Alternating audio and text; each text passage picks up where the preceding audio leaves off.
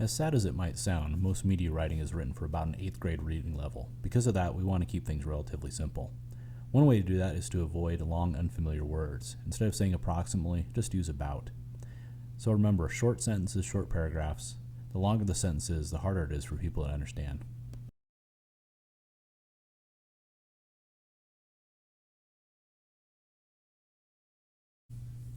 One way to simplify things is to eliminate unnecessary words.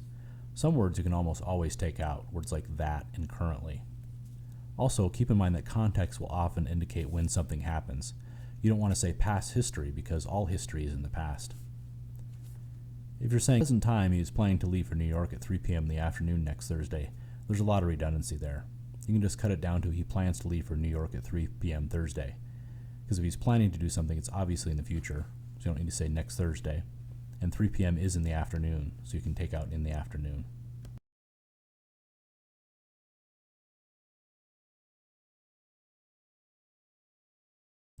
Eliminating redundancy can also improve your writing.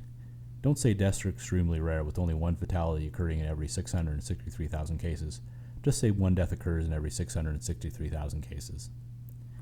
Also, instead of saying trying to determine who is responsible for the burglary, police checked the doorframe for fingerprints, you can take out the whole first part of that sentence, because that's the only reason police would be checking the doorframe for fingerprints in a story about a burglary.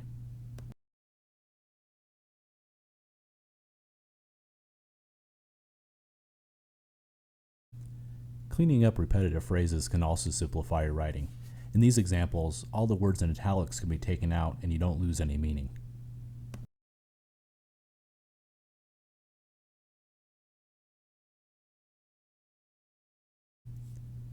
Many times you can replace a number of words with just one word.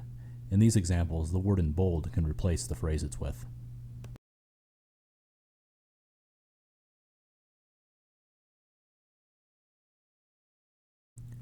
Remember, it's important to remain objective in our stories. We want to provide facts and details, not our opinions. One way to do that is to avoid loaded words. Oftentimes, not only are they going to get you into trouble, but they're also used incorrectly. Adjectives and adverbs can also cause you problems. Don't say the pricey tickets are available only at the door. Just say the tickets are available at the door, and you can let the readers decide whether they're pricey.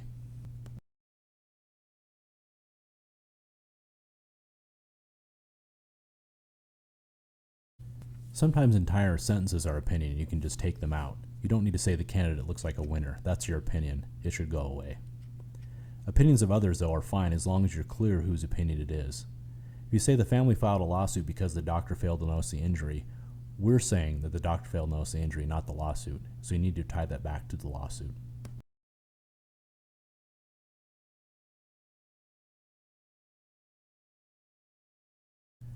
We want to avoid stereotyping people by using offensive, condescending, or patronizing terms when describing them. One way to do that is to make sure you're aware of the various isms that can appear in a story, even if you don't mean to include them.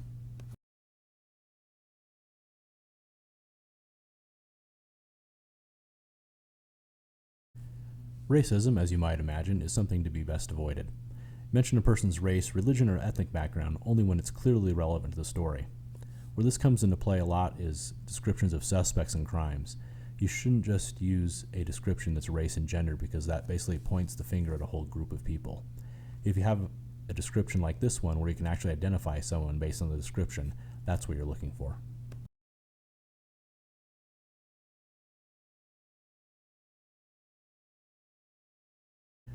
One way to avoid sexism in stories is to not use gender-specific occupational terms. You call someone a postal worker, not a mailman, or a police officer, not a policeman.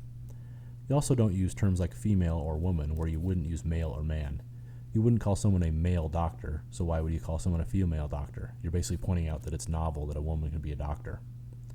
Generally, if you wouldn't include it for a man, don't include it for a woman. Things like appearance or marital status aren't usually relevant. Keep in mind, though, there are some exceptions in AP style. They use terms like spokesman or spokeswoman instead of spokesperson, or congressman and congresswoman instead of congressperson.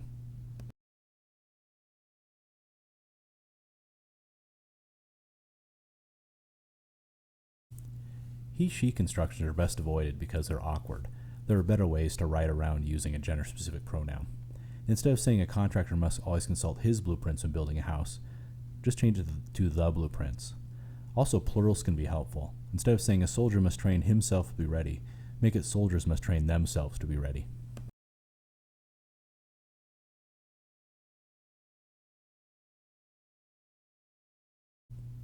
Avoid ageism by not stereotyping older people as lonely, inactive, or unproductive.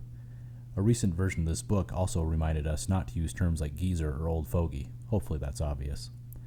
For people with disabilities, disabled and challenged have replaced handicapped as acceptable terms.